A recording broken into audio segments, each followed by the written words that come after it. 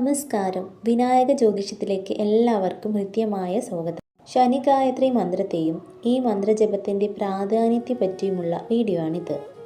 ശനി ഗായത്രി മന്ത്രങ്ങളിൽ ഒന്നാമത്തെ മന്ത്രത്തെയാണ് ഇന്ന് പരിചയപ്പെടുന്നത്. ഗ്രഹങ്ങളിൽ ഈശ്വരനാണ് ശനി. ശനീശ്വരനെ പ്രീതിപ്പെടുത്തിക്കൊണ്ട് നമുക്ക് നമ്മുടെ ദുരിതങ്ങളിൽ നിന്നും രക്ഷ നേടാൻ സാധിക്കും. മനുഷ്യർക്ക് ബുദ്ധിമുട്ടുകൾ ഉണ്ടാകുന്ന പോലെ തന്നെ ക്ഷിപ്രപ്രസാദി കൂടിയാണ് ശനീശ്വരൻ. ശനീശ്വരനെ വിളിച്ചാൽ അദ്ദേഹത്തിൻ്റെ പ്രീതി ലഭിച്ചാൽ നേട്ടങ്ങൾ ധാരാളമായി നമുക്ക് ലഭിക്കുന്നതാണ്. അതിനാൽ എല്ലാവരും ശനിപ്രീതി വരുത്തുക. ശനീശ്വരൻ്റെ പ്രീതി വരുത്താൻ ഏറ്റവും ലളിതമായി നമുക്ക് ജപിക്കാവുന്ന മന്ത്രമാണ് ശനി ഗായത്രി മന്ത്രം. മന്ത്രം ഇപ്രകാരമാണ്: ഓം കാകധ്വജായ വിദ്മഹേ ഖഡ്ഗഹസ്തായ ധീമഹി തന്നോ മന്ദ പ്രചോദയാത്.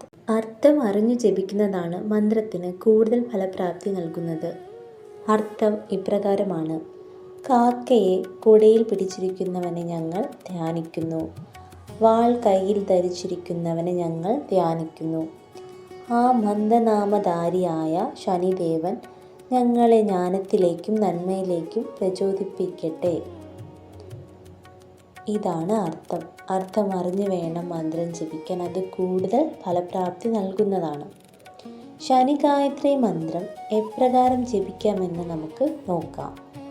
രാവിലെ കുളി കഴിഞ്ഞ് വേണം മന്ത്രം ജപിക്കേണ്ടത്. കുളിക്കുന്ന വെള്ളത്തിൽ കറുത്ത എള്ളിട്ട് വേണം കുളിക്കാനായിട്ട്. ആദ്യം ഗണപതി ഭഗവാനെയും ഹനുമാൻ സ്വാമിയെയും മനസ്സിൽ പ്രാർത്ഥിക്കുക. അതിനുശേഷം വേണം ശനി ഗായത്രി മന്ത്രം ജപിക്കേണ്ടത്. അടുത്തതായി കറുത്തതോ കടും നിറത്തോടു കൂടിയതോ ആയ വസ്ത്രം ധരിച്ചു വേണം ശനി ഗായത്രി മന്ത്രം ജപിക്കുവാൻ. വടക്കു കിഴക്കോ കിഴക്കു ദിശയിലേക്കോ അഭിമുഖമായിട്ടിരുന്ന് വേണം മന്ത്രം ജപിക്കാൻ. എള്ളെണ്ണ ഉപയോഗിച്ച് ഒരു തിരി ഉപയോഗിച്ച് വിളക്ക് തെളിയിച്ച് വേണം മന്ത്രം ജപിക്കേണ്ടത്.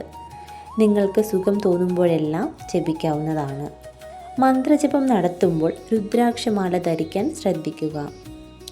എള്ളെണ്ണ ഉപയോഗിച്ച് തയ്യാറാക്കിയ ഒരു ഭക്ഷണവസ്തു സമർപ്പിച്ചുകൊണ്ട് മന്ത്രണം അവസാനിപ്പിക്കാവുന്നതാണ്. കൂടാതെ ശനിക്ഷേത്ര ദർശനം നടത്തുകയും സംഭാവന നൽകി ആവശ്യക്കാരെ സഹായിക്കുകയും വേണം. ഇത്തരത്തിൽ കൃത്യമായ രീതിയിലൂടെ ശനി ഗായത്രി ജപിക്കുകയാണെങ്കിൽ മന്ത്രജപത്തിൻ്റെ ഫലം ഇരട്ടിയാവുകയും ഫലപ്രാപ്തി വേഗത്തിൽ നടക്കുകയും ചെയ്യുന്നതാണ്.